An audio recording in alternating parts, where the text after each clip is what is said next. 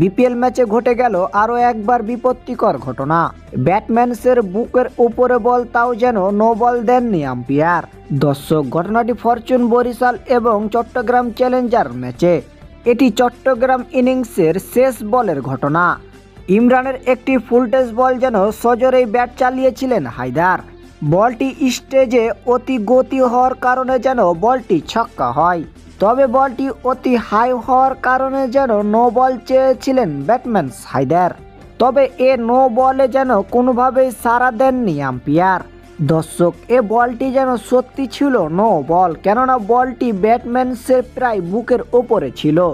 বন্ধুরা, ভিডিওটি ভালো লাগলে একটা লাইক দিবেন। যারা আমাদের চ্যানেল নতুন, অবশ্যই সবাই চ্যানেলটি সাবস্ক্রাইব করে দিবেন।